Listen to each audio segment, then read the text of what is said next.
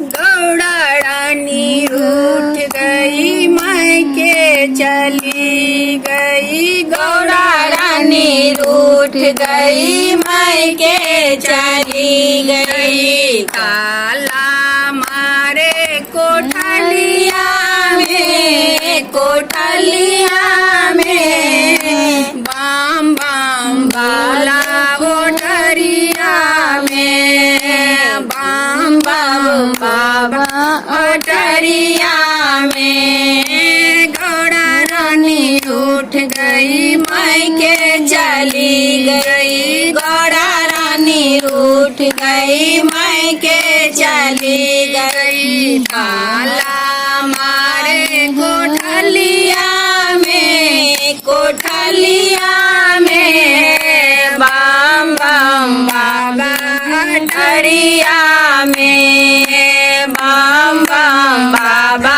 अठरिया में। रोज रोज बोला हमसे कुटा घर बाबे, रोज रोज बोले मुझसे कुटा घर बाए, कुटा घर बाए मुझसे नंदी बन बाबे, कुटा घर बाए मुझसे नंदी बन बाबे।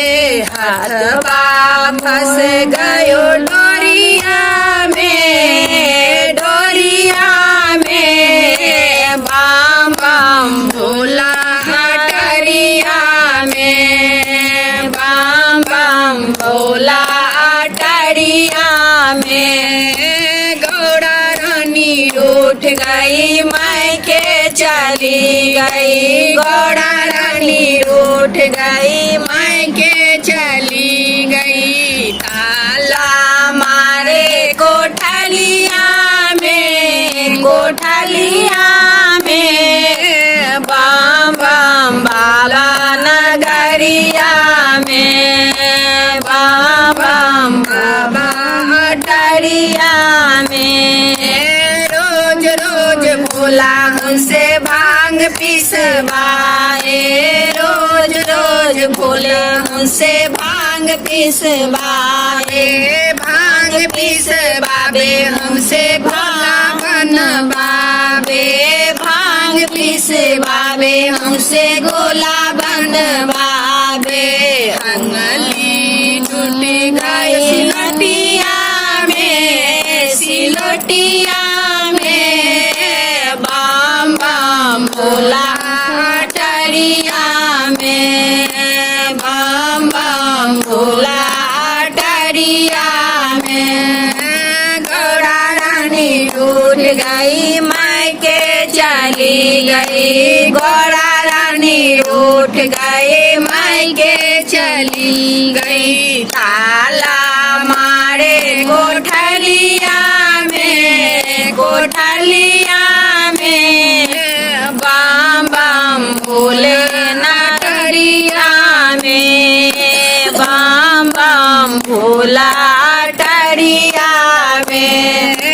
रोज रोज भोला हमसे जटा फोरवावे, रोज रोज भोला हमसे जटा फोरवावे, जटा फोरवावे हमसे जटा बनवावे, जटा फोरवावे हमसे जटा बनवावे।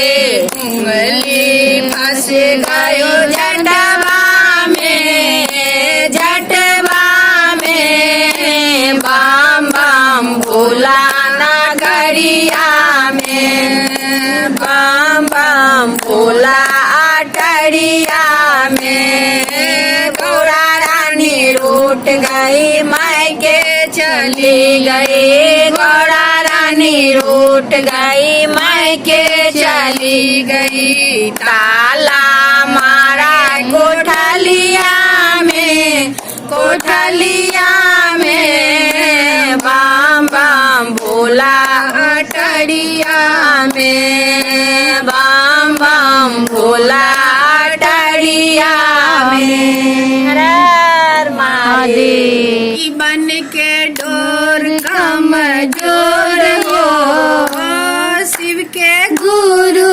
बना जीवन के डोर कमजोर हो, शिव के गुरु बनाला, गुरु बना भैया गुरु बनाला, गुरु बनाला भैया गुरु बनाला, गुरु मिलल महादेव हो, शिव के गुरु बनाला, गुरु मिलल महादेव हो, शिव के गुरु बनाला।